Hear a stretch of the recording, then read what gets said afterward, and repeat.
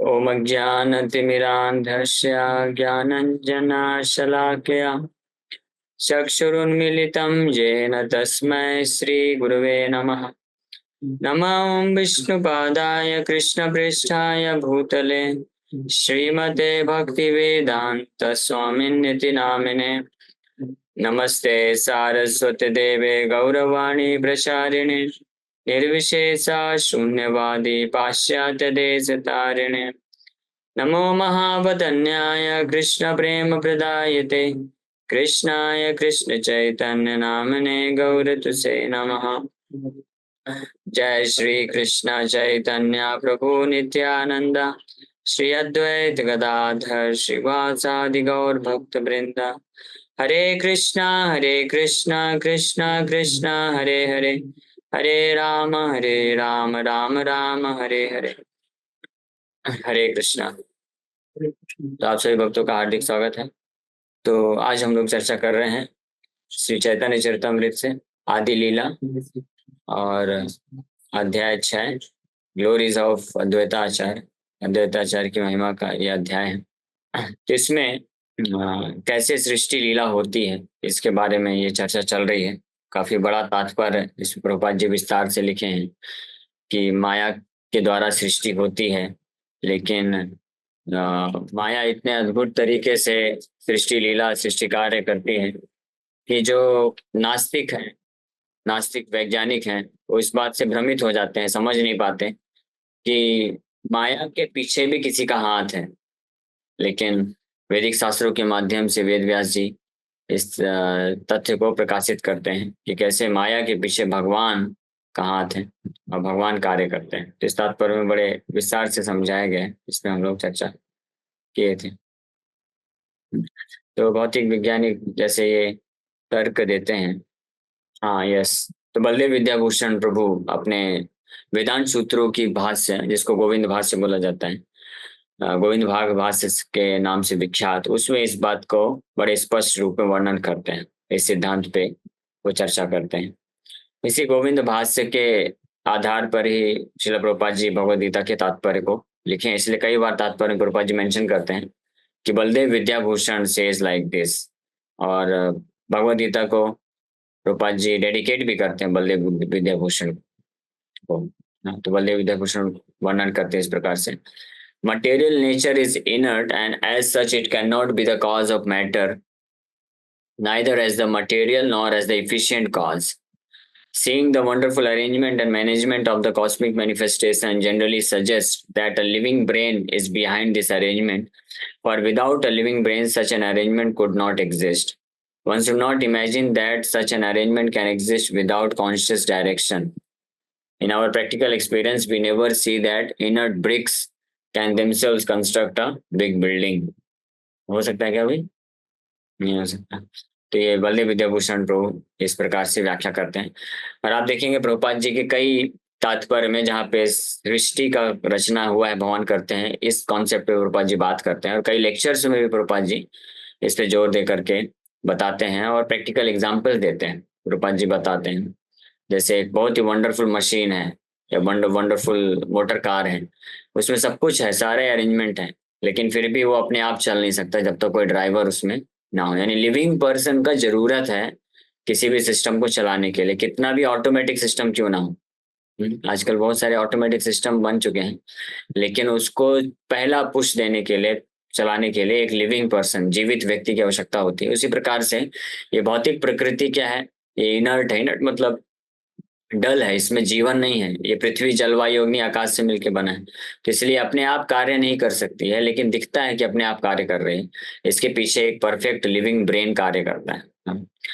इसीलिए यहाँ तक कि कुछ वैज्ञानिक, जो महान वैज्ञानिक हुए हैं, जिनकी बुद्धि थोड़ा अच्छी थी, जो स्पष्ट बुद्धि मतलब शुद्ध बुद्धि बोल सकते हैं, उनकी शुद्ध बुद्धि थी, तो वो लोग स्वीकार करते हैं विज्ञान के जो पिताजी हैं, न्यूटन, आइजक न्यूटन और एल्बर्ट आइंस्टीन को फादर ऑफ साइंस बोला जाता है। उन्हीं के बहुत सारे प्रिंसिपल्स के आधार पर आज का पूरा आधुनिक विज्ञान विकसित हुआ है। लेकिन दुर्भाग्यवश उन्हीं उनके ऐसे आइजक न्यूटन और एल्बर्ट आइंस्टीन जैसे महान वैज्ञानिक जो कि गॉड बिलीवर थे, भगवान पे विश्वास करते थे, उन्हीं के विज्ञान पे आधारित पूरा आधुनिक विज्ञान प्रगति कर रहा है।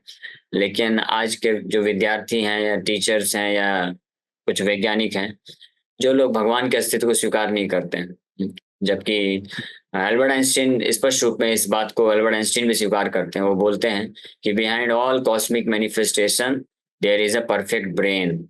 वो इस बात को मानते हैं। वो बोलते हैं कि पूरा जितना भी संपूर्ण जगत है, इसके पीछे कोई ना कोई एक परफेक्ट ब्रेन है। बिहाइंड, बिहाइंड मतलब पीछे है, जो हमको दिख नहीं रहा है, हमको भले नहीं दिख रहा है, लेकिन पीछे कोई ना कोई परफेक्ट ब्रेन काम कर रहा है।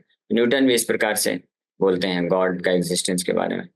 तो ये स्पष्ट कोई भी व्यक्ति समझ सकता है। The example of the water pot can be accepted because a water pot has no perception of pleasure and distress. Such perception is within. Therefore, the covering body or the water pot cannot be synchronized with it. Sometimes the material scientists suggest that trees grow from the earth automatically without assistance from a gardener, because that is a tendency of matter. They also consider the intuition of living creatures from birth to be material. But such material tendencies as bodily intuition cannot be accepted as independent, for they suggest the existence of spirit soul within the body. Actually, neither the tree nor any other body of a living creature has any tendency or intuition. The tendency and intuition exist because the soul is present within the body. In this connection, the example of a car and driver may be given very profitably. The car has a tendency to turn right, left, but one cannot say that the car itself as matter turns right and left without the direction of a driver. A material car has neither tendencies nor intuitions independent of the intentions of the driver within the car. The same principle applies for the automatic growth of the trees in the forest. The growth takes place because of the soul's presence within the tree.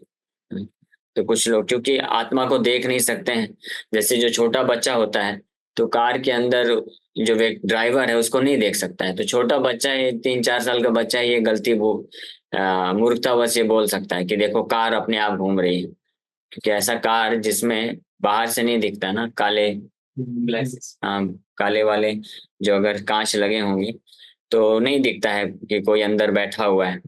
तो कोई सोच सकता है कि car अपने आप मुड़ रही है, लेफ्ट राइट ले रही है, तो कार एक लिविंग जैसे लगता है कि यानी किसी व्यक्ति की जरूरत नहीं है, ऐसा लग सकता है। लेकिन जो बड़े होते हैं तो वो जानते हैं कि नहीं नहीं, कार के अंदर ड्राइवर बैठा हुआ है। तो इसी प्रकार से जो मूर्ख वैज्ञानिक होते हैं या मूर्ख लोग होते हैं, जो सोचते हैं कि अपने आप ही पृथ्वी से कुछ भौतिक तत्व इकट्ठा होकर के और बहुत सारे पेड़ पौधे पैदा हो रहे हैं, या अपने आप ही कोई व्यक्ति इस संसार में जन्म लेता है और उसमें अपने आप अलग अलग प्रकार के केमिकल कॉम्बिनेशन से, यानी शरीर के अंदर जो अलग अलग तत्व हैं उसके मिलने जुलने से व्यक्ति को अलग अलग भाव उत्पन्न होता है, चेतना आती है, जीवन आता है, ऐसा सोचते हैं वो लोग। हाँ, कि अगर कोई जैसे कोई व्यक्ति प्रेम करता है, कोई क्रोध करता है, या कोई जो है थक जाता है, तो ये सब क्या है, वो बोलते हैं कि अलग अलग हार्मोन रिलीज होते हैं, तो उसके कारण ये सब अलग अलग प्रकार के भाव उत्पन्न होते हैं। लेकिन वास्तव में ये फैक्ट नहीं है, ये एक मिसअंडरस्टैंडिंग है, ये गलत है। क्योंकि जब तक आत्मा उपस्थित नहीं रहेगा तो पूरे शरीर में सारे केमिकल होते हुए भी कोई भाव उत्पन्न नहीं होने वाला है, कोई भी लिविंग सिम्टम्स एग्जिबिट नहीं होने वाला है, ये हम हर कोई जानते हैं। हाँ, जैसे कोई व्यक्ति क्रोध किया तो भौतिक वैज्ञानिक बोलते हैं कि ये पर्टिकुलर कोई हार्मोन निकल गया इसलिए क्रोध आ गया। नहीं नहीं, ऐसा नहीं है, वो क्रोध है उसके कारण वो हार्मोन निकला है। हाँ, तो इसीलिए क्योंकि देखिए जब कोई व्यक्ति मृत हो जाता है, मृत हो जाना मतलब आत्मा निकल गई शरीर से, तो शरीर से आत्मा चली गई, लेकिन शरीर में सारे अंग तो एज इट इज है, आंख भी है, कान भी है, मुंह भी है, नाक भी, जीवा भी है, शरीर और अंदर के भी अंग सारे विद्यमान है। हृदय भी है, लेकिन फिर भी आंख होते हुए आंख देख नहीं सकता है। कोई डेड डेड है, उसका आंख खोल के ऐसे दिखाओ तो दिखेगा क्या उसको? नहीं दिखेगा ना। हाँ, उसी प्रकार से कान, हाँ देखने वाला ही नहीं रहा ना, आत्मा ही नहीं है, तो उसी तरह कान है लेकिन सुन नहीं सकता है, मुंह है लेकिन बोल नहीं सकता है। तो इससे अगर भौतिक वैज्ञानिक बोलते हैं कि सब केमिकल के कारण ही हो रहा है ये सब फंक्शन, तो फिर गड़बड़ी क्या होगी? आप इसको वापस से जीवित कर लीजिए ना, जैसे कि कोई गाड़ी होती है तो गाड़ी जब चलते चलते खराब हो जाती है, चलना बंद कर देती है, तो उसको गैरेज में ले जाते हैं और उसका कुछ कुछ जो भी पुर्जा ढीला हो गया है तो उसको टाइट कर देते हैं, या कुछ तेल या ऑयलिंग वगैरह कराना है, सर्विसिंग कराना है, कहीं पे कुछ कनेक्शन लूज हो गया है तो सही करके वापस से चल जाती है गाड़ी। तो अगर ये भौतिक शरीर भी केवल एक गाड़ी की तरह ही है, केमिकल ही है केवल, इसमें कोई आत्मा आत्मा नहीं है, तो जब ये खराब हो गया या किसी कारणवश बंद हो गई चलते चलते, मृत्यु हो गई जिसको मृत्यु बोलते हैं, तो आप डॉक्टर तो आजकल तो सबको पता है ना कि कौन कौन से केमिकल कहाँ पे हैं, तो वापस से उसको सही कर दो। कुछ 2-4 किलो केमिकल की कमी हो गई तो पूरा पृथ्वी में जितना सारा केमिकल है तो आप ला के डाल दो, है ना, कौन मना किया है। हाँ, 100, 150, 500, 600, 800 रुपए, 1000 रुपए में आ जाएंगे वो केमिकल, तो केमिकल ला के डाल दीजिए और वापस से फंक्शन कराना चालू करिए। तो कोई भी छोटा बच्चा भी समझ जाएगा कि नहीं नहीं नहीं, इससे नहीं होने वाला काम, क्योंकि जो व्यक्ति है जिसके कारण शरीर चल रहा था वो चला गया है, आत्मा अभी विद्यमान नहीं है। जो बहुत सरल सा कॉन्सेप्ट है, लेकिन अनफॉर्चुनेटली दुर्भाग्यवश जिनका हृदय शुद्ध नहीं होता वो लोग इस बात को नहीं समझ पाते हैं और सोचते हैं कि केवल भौतिक तत्वों के कारण ये संसार चल रहा है, ये शरीर चल रहा है, और वो आत्मा को या भगवान को, परमात्मा को स्वीकार नहीं करते। जिस प्रकार से ये शरीर है, तो ये शरीर बिना आत्मा के नहीं चल सकता है, तो ऐसे ये पूरा ब्रह्मांड भी एक शरीर है ना, यूनिवर्सल बॉडी इसको बोलते हैं। ये हमारा इंडिविजुअल बॉडी है, छोटा शरीर है, हम आत्मा छोटा है, तो ये छोटे शरीर को कार्य करता है, छोटा आत्मा छोटे शरीर में रहता है, तो ये शरीर कार्य करता है ना, देख सकता है, सुन सकता है, सूंघ सकता है, चल सकता है, इसमें ग्रोथ हो सकता है, बहुत सारे एक्टिविटी फंक्शंस होते हैं, इंटरनल और एक्सटर्नल सारे प्रकार के। तो इसी प्रकार से भगवान परमात्मा है, सुप्रीम सोल है, तो ये यूनिवर्सल बॉडी, बड़े बॉडी के आत्मा है वो। तो इस यूनिवर्सल बॉडी के अंदर भगवान आत्मा के रूप में रह करके जब तक भगवान उपस्थित रहते हैं तब तक ये पूरा यूनिवर्स जो अलग अलग प्रकार से फंक्शन करता है, मेंटेनेंस होता है, ग्रोथ होता है, डिस्ट्रक्शन होता है। लेकिन जैसे भगवान सोचते हैं कि अब नहीं करना है, तो भगवान जैसे ही जाते हैं तो इस पूरे को वाइंड अप कर लेते हैं। सृष्टि लीला में भी यही चीज हुआ था, ब्रह्मा जी को उत्पन्न कराए, ब्रह्मा जी से पूरा सृष्टि करवाए, सारे स्पीसीज, प्लैनेट्स, ग्रह नक्षत्र सब बना दिए ब्रह्मा जी। लेकिन ब्रह्मा जी सोच सब कुछ करने के बावजूद भी सब कुछ जो है डेड पड़ा हुआ है, कुछ कार्य ही नहीं हो रहा है। तो ब्रह्मा जी आश्चर्यचकित हो गए, क्या हो रहा है, मैंने तो सब कुछ बना दिया फिर भी कार्य क्यों नहीं कर रहा है कुछ भी। हाँ, फिर वो भगवान को प्रार्थना करते हैं, तब भगवान जो है परमात्मा जब एंटर करते हैं हर इस ब्रह्मांड के अंदर और हर एक एक पार्टिकल के अंदर, तब जो है कार्य चालू होता है। इसलिए आत्मा की उपस्थिति से ही ये कार्य, भगवान की उपस्थिति से ये कार्य हो पाता है। Sometimes foolish people take it for granted that because scorpions are born from heaps of rice, the rice has produced the scorpions. The real fact, however, that the mother scorpion lays eggs within the rice, and by the proper fermentation of the rice, the eggs give birth to several baby scorpions, which in due course come out. This does not mean that the rice gives birth to the scorpions. Similarly, sometimes bugs are seen to come from dirty beds. This does not mean, however, that the beds give birth to the bugs. It is the living soul that comes forth, taking advantage of the dirt condition of the bed. There are different kinds of living creatures. Some of them come from embryo, some from eggs, and some from the fermentation of perspiration. Different living creatures have different sources of appearance, but one should not conclude that matter produces such living creatures. जैसे पिछला उदाहरण नास्तिक लोग दिए कि पृथ्वी जो है भौतिक तत्व है, उससे पेड़ पौधे सब आ रहे हैं, जीवन आ रहे हैं, तो वो सोचे कि वो बोलते हैं कि देखो भौतिक तत्व से, मैटर से लाइफ आ रहा है, लेकिन ये सत्य नहीं है, क्योंकि कोई भी पेड़ पौधा है वो उगता है तो बीज के कारण होता है, बीज के अंदर आत्मा होता है। उसी प्रकार से कई बार ये उदाहरण देते हैं कुछ मूर्ख लोग, वो बोलते हैं कि देखो राइस से कभी कभी स्कॉर्पियन पैदा हो जाते हैं, तो राइस थोड़ी ना जन्म देता है, राइस उसका माँ बाप नहीं है, उस राइस के अंदर अंडे रखे हुए थे, उससे निकल आया है। हाँ, और कभी कभी जो गंदी चीजें होती हैं, गंदे बिस्तर होते हैं या और गंदी कुछ चीजें होती है, तो वहां से कुछ छोटे मोटे खटमल कीड़े आ जाते हैं, तो वो जो है ऐसा नहीं कि गंदे जो वस्तु हैं उससे वो पैदा हो रहे हैं, नहीं नहीं, वो जो गंदगी है वो उसका प्रॉपर लिविंग कंडीशन बन जाता है इस प्रकार के जीवात्माओं को प्रकट करने के लिए। तो वो आत्मा ही से ही प्रकट होता है, आत्मा ही वहां से प्रकट शरीर लेके प्रकट होता है, बिना आत्मा के कोई शरीर ऐसे प्रकट नहीं हो सकता है। The example cited by materialists that trees automatically come from the earth follows the same principle. Taking advantage of a certain condition, a living entity comes from the earth. According to the Brihadaranyaka Upanishad, every living being is forced by divine superintendence to take a certain type of body according to his past deeds. There are many varieties of bodies, and because of a divine arrangement, a living entity takes bodies of different shapes. तो अलग अलग पूर्व कर्म के अनुसार अलग अलग प्रकार से जीवात्मा अलग अलग तरीके से शरीर को प्राप्त करता है। कोई डायरेक्ट गर्भ से जन्म लेते हैं, कोई अंडे से पैदा होते हैं, और कुछ जीवात्मा पसीने से पैदा होते हैं, गंदगी से पैदा हो जाते हैं। तो इसमें कोई फर्क नहीं पड़ता है कि किस अलग अलग माध्यम से प्रकट होते हैं अलग अलग प्रकार के शरीर, कोई फर्क नहीं पड़ता है, लेकिन आत्मा के कारण ही प्रकट होते हैं। अगर जो एग होता है, अंडा होता है, उसमें अगर आत्मा नहीं है तो वो पैदा नहीं हो सकता है ना। गर्भ में जो शिशु है उसमें अगर आत्मा नहीं है, हाँ, तो उसमें वो पैदा नहीं हो सकता है। पुरुष जो वीर्य देता है तो उसमें आत्मा होता है, तब जाके वो गर्भ में शिशु बनता है। उसी प्रकार से जो एग्जाम्पल कुछ भौतिकवादी लोग देते हैं कि गंदे बेड से खटमल वगैरह पैदा हो जाते हैं, तो उसके कारण नहीं होते हैं। उसमें उस कंडीशन में आत्मा अपने कर्म अनुसार आता है और मटेरियल अरेंजमेंट से, और फिर वो उसके योग्य जो है शरीर को प्राप्त करता है। When a person thinks I am doing this, जैसे ये जो सोचना है ये उसी प्रकार से है। हाँ, जिस प्रकार से जो बड़े बड़े सिटी में लोग रहते हैं, तो कई बार जो छोटे बच्चे होते हैं उनको मालूम नहीं रहता है कि पानी कहाँ से आता है।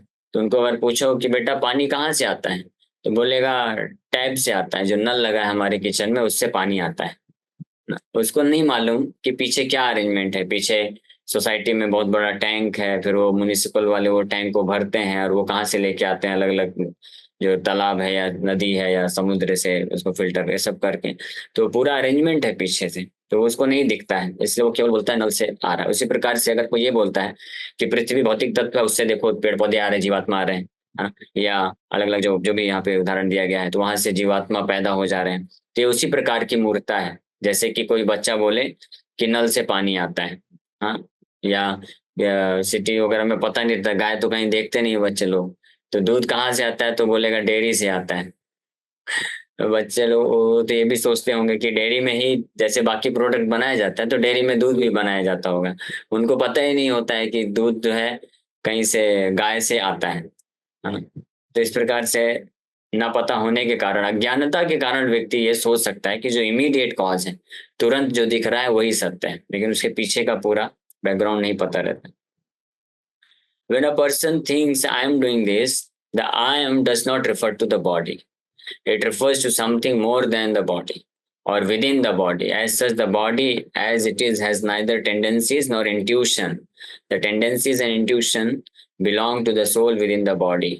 Material scientists sometimes suggest that the tendencies of male and female bodies cause their union and that this is the cause of birth of the child. But since the Purusha, according to Sankhya philosophy, is always unaffected, where does the tendency to give birth come from? इस प्रकार के बहुत सारे प्रश्न हैं जो व्यक्ति बोलते हैं कि केवल ये भौतिक तत्वों के आदान प्रदान से ही पूरी सृष्टि जो है अलग अलग चीजें पैदा हो रही है और चल रही है। तो ये बिल्कुल भी ये आसुरी प्रवृत्ति, गीता में भगवान बोलते हैं कि जो आसुरी प्रवृत्ति के लोग होते हैं इस प्रकार से सोचते हैं कि जो पूरी सृष्टि है काम है तो कम, this entire creation is this entire everything is created because of sex life, ऐसा जो आसुरी प्रवृत्ति के लोग सोचते हैं। तो जो इंट्यूशन है, टेंडेंसी, अलग अलग प्रकार की प्रवृत्तियां हैं या कुछ करने की जो चाह है, तो वो कहाँ से आती है? वो शरीर से नहीं आती, ना ना कि यहाँ तक कि मन और बुद्धि से भी नहीं आती। वो कहाँ से आती है? सोल से आती है। जो सोल डिजायर्स, आत्मा जो है, इसीलिए व्यक्ति बोलता है आई एम डूइंग दिस, मैं ये कर रहा हूँ। कोई ये बोलता है कि मेरा शरीर कर रहा है, ऐसा नहीं बोलता ना। मुझे ये बहुत पसंद है, कोई बोलता है मेरे शरीर को बहुत पसंद है या मेरे जीव को बहुत पसंद है, मुझे पसंद है ना। तो हालांकि जीव के माध्यम से टेस्ट कर रहा है अलग अलग खाद्य पदार्थ, जीव माध्यम बनता है, लेकिन पसंद किसको है? मुझे पसंद है। यानी मैं नहीं रहूंगा तो जीव का कोई वैल्यू नहीं है। तो यहाँ तक कि ये इतना सिंपल है, क्लियर कॉन्सेप्ट है कि कोई भी चाहत जो होती, कुछ भी हम इच्छा करते हैं, कुछ भी हम कार्य करते हैं, कुछ भी चेष्टा करते हैं, तो ये शरीर से इसका कोई लेना देना नहीं, शरीर से उत्पत्ति नहीं होती है। ये इतना ये फैक्ट है कि व्यक्ति बोलते वक्त भी जो साधारण भाषा में जो हम टर्म्स यूज करते हैं उससे भी यही पता चलता है कि ये शरीर से नहीं जनरेट हो रहा है।